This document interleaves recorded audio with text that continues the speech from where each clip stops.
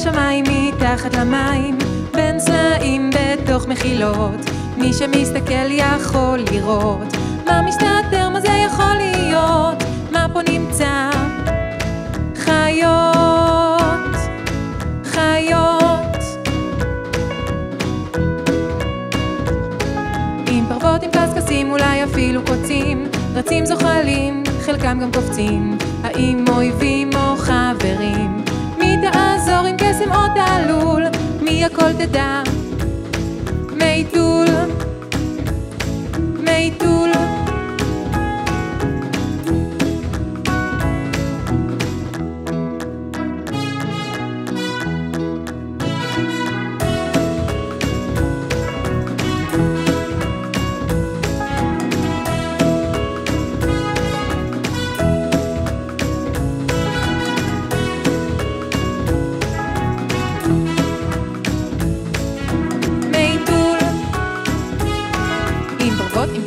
אולי אפילו קוצים, רצים זוחלים, חלקם גם קופצים. חיות, חיות, מי הכל תדע? מייטול,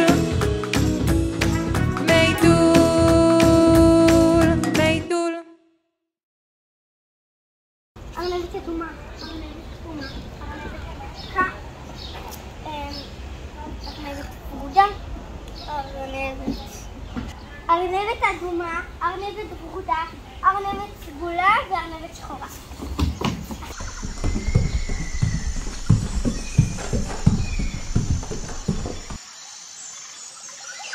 מה זה הזנב הארוך הזה? הנה! הנה המנים! הנה וואלה! זה המנים!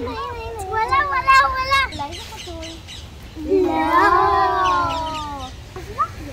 מייטול, מייטול, יש בעיה, האם זו מפלצת או האם זו חיה? היי חברים, קראתם לי? קראנו לך, אנחנו לא יודעים מה זה.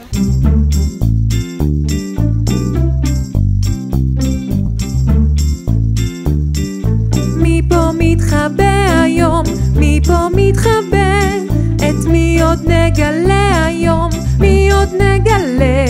נצא להרפתקה, נפתור תעלומה. נצא להרפתקה, נפתור תעלומה. מי פה מתחבא היום? מי פה מתחבא? את מי עוד נגלה היום? מי עוד נגלה? מוכנים להפתעה? 3, 4. הגעתם כאן לבעל חיים מאוד מעניין, טוב שקראתם לי. זה הלמור. למור? מה זה למור? הלמור הוא ממשפחת הקופים. הוא מין אנדמי שמגיע אלינו ממדגסקר. מין אנדמי זה אומר שלא נמצא אותו באף מקום אחר בעולם. רק במדגסקר. הלמור הוא למור קאטה. אתם רואים את הזנב הארוך שלו? הזנב שלו יותר ארוך מהגוף שלו, והוא ממש עוזר ללמורים גם ביציבה. הם ככה מתאזנים בעזרת הזנב ויכולים לטפס על עצים ולטפס על חבלים. וגם הוא עוזר ללמור בתקשורת. הוא מפיץ ככה ריחות. הם עורכים את הריח על הזנב ומפיצים ריחות. והם מתקשרים בעזרת הריח. לתקשר? הם מדברים בעזרת הזנב? כמו שאנחנו מתקשרים בעזרת דיבור, למורים מתקשרים בעזרת הריח. בעצם, בעזרת הריחות הם יכולים אפילו להגיד אחד לשני, היי, זה המקום שלי ולא שלך. ולסמן אחד לשני שזה בעצם המקום שלהם. הם לא ממש דומים לקופים. יש הרבה מינים של למורים, וכל אחד מהם נראה שונה. זה הלמור קאטה. האם מישהו מכם רואה כאן אולי למור שנראה קצת אחרת? אברום הוא למור צווארון. נכון שהוא נראה שונה משאר הלמורים, אבל הוא עדיין למור לכל דבר. הוא פשוט מסוג צווארון, ושאר הלמורים כאן הם למורי קאטה. אז איך הם מסתדרים בעצם אחד עם השני? גם במדגסקר בטבע הם צריכים להסתדר. הם לפעמים יכולים לריב. על מה למשל הם יכולים לריב? על אוכל, מקום לישון. נכון מאוד. אבל גם במדגסקר הם צריכים ללמוד להסתדר אחד עם השני. אז ככה, גם כאן בחצר.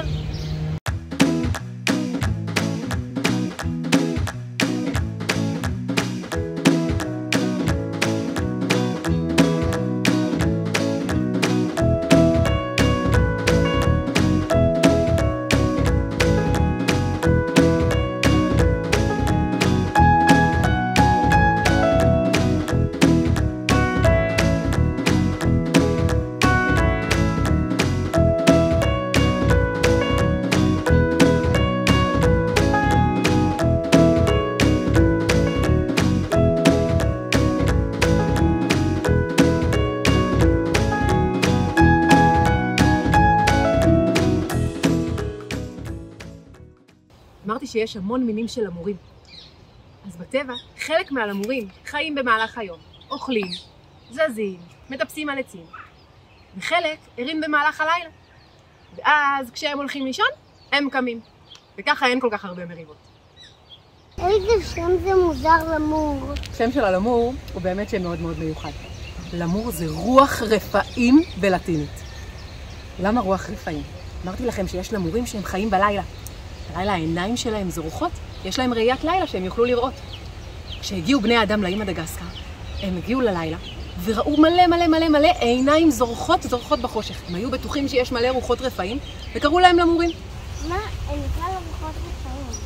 בבוקר הם הבינו שזה לא רוחות רפאים וזה בסך הכל למור, אבל השם נשאר. חיות הבר הן חברות לכל דבר.